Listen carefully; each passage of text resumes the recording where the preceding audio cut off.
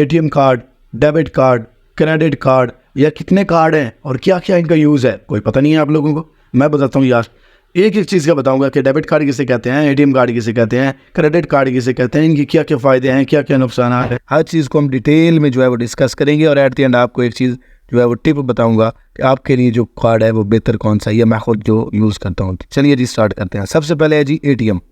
ATM क्या होता है? एटीएम जो है उसका मतलब होता है ऑटोमेटेड टेलर मशीन, ठीक है जी। यानी कि ये एक ऐसा कार्ड होता है जो पेमेंट के लिए यूज़ किया जाता है, जो बैंक आपको अलाउ करता है, और वो आप किसी भी एटीएम पे जाके, जो एटीएम मशीन होती है वहाँ पे जाके अपने बैंक के रिलेटेड जो भी आपकी ट्रांजैक्शन हैं वो कर सकते हैं। इसका आमतौर पे इस्तेमाल जो होता है वो बैंक से पैसे निकलवाने के लिए होता है एटीएम के थ्रू, और इसके अलावा बैलेंस चेक करने के लिए इस्तेमाल हो सकता है, या किसी को अगर आपने भेजने हो ऑनलाइन तो आप इसके ज़रिए यानी कि पैसे निकाल के वो भेज सकते हैं, ठीक है जी।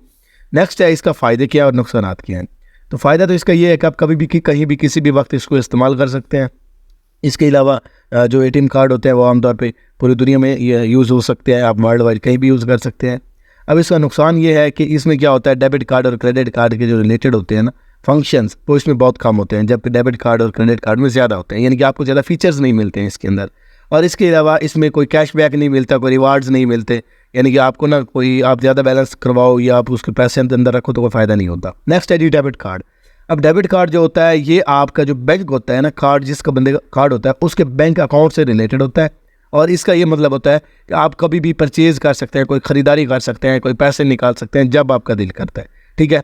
अब इसका इस्तेमाल कहाँ पे होता है? आप इसका स्टोर पे इस्तेमाल करते हैं, ऑनलाइन इस्तेमाल कर सकते हैं, कहीं आप किसी मार्केट में खड़े हैं, कहीं भी आपने पैसे निकालना है, एटीएम से पैसे निकालना है, यानी कि एटीएम वाले सारे फीचर इसके अंदर होते हैं।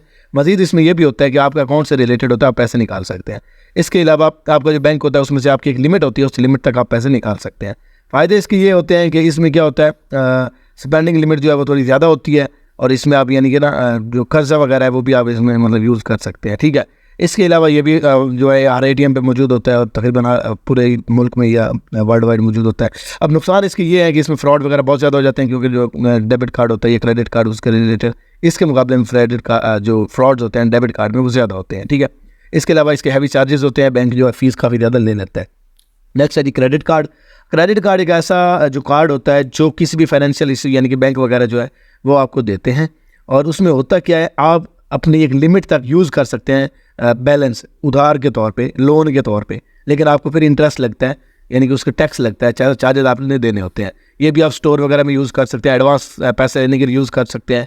इसके अलावा जो है ना एक लिमिट होती है आपकी, यानी कि मंथली या सालाना लिमिट, उस लिमिट तक आप अपनी मर्ज़ी में पैसे जहाँ चाहें आप इस्तेमाल कर सकते हैं।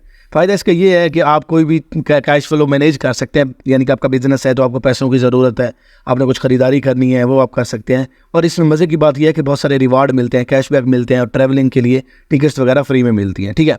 अब नुकसान इसका ये है कि इसमें यानी कि आप जो है कर्ज में उतर सकते हैं, आप ज़्यादा इस्तेमाल कर सकते हैं, मतलब फजूल खर्ची के इम्कान ज़्यादा हो जाते हैं। इसके अलावा बहुत ज़्यादा इंटरेस्ट रेट लगता है, यानी कि आप अगर लाख खर्च कर रहे हैं तो आपको बदले में बहुत ज़्यादा देने पड़ते हैं, ठीक है, और मंथली यानी कि ना हाई चार्जेस इसके होते हैं।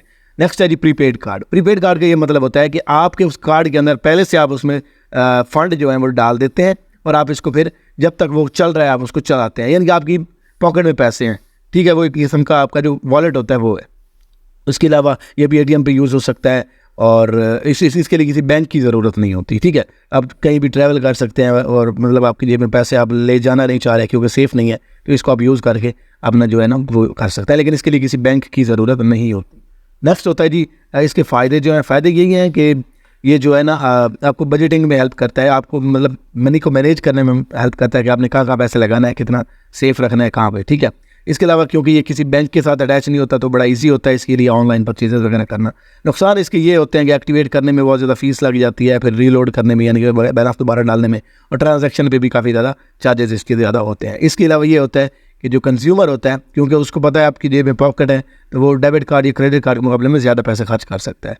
नेक्स्ट है जी पोस्ट पेड। पोस्ट पेड का ये मतलब होता है कि आपको जो क्रेडिट कार्ड की तरह ही होता है, लेकिन इसमें पैसे बाद में देने पड़ते हैं। कंपनी आपको पहले पैसे प्रोवाइड करती है, आप उनको यूज़ करते हैं जहाँ पे आपका दिल करता है, फिर एट द मंथली अगर आपने 6 मंथ के लिए रखा हुआ है तो एंड पे जाके आप उनको पैसे कर देते हैं। इसका फ़ायदा ये है कि आप मोबाइल के लिए यूज़ कर सकते हैं, इंटरनेट के कोई टूल ख़रीदना चाह रहे हैं, ऑनलाइन सब्सक्रिप्शन बिल वगैरह पे करना चाह रहे हैं उसके लिए कर सकते हैं। ये भी मंथली बेसिस पे यूज़ होता है। ठीक है जी, तो यानी कि अगर आपके पास फ़िलहाल पैसे नहीं है तो आप बिल पे कर दें, बाद में इनको दे दीजिएगा। फ़ायदा इसका ये है कि अगर आपके जेब में पॉकेट में पैसे नहीं है तो आप इसको उधार के तौर पे यूज़ कर सकते हैं। इसके अलावा काफ़ी सारे डिस्काउंट्स भी इसमें मिल जाते हैं। अब नुकसान इसका ये होता है कि पेमेंट फ़ीस लग जाती है। अगर बिल आप पे नहीं कर पाते, किसी वजह से बिल नहीं पे होता, तो बिल का जो एक्स्ट्रा जुर्माना होता है वो भी आपको लग जाएगा। इसके अलावा इसके ऊपर पेनल्टीज़ होती हैं, क्योंकि अगर आप एक लिमिट से ज़्यादा बैलेंस खर्च कर जाते हैं, या फिर इसके ऊपर चार्जेस भी लगते हैं। तो ओवरऑल जो सबसे बेस्ट आपका जो है वो क्रेडिट कार्ड और एटीएम कार्ड है, जो मैं भी यूज़ करता हूँ।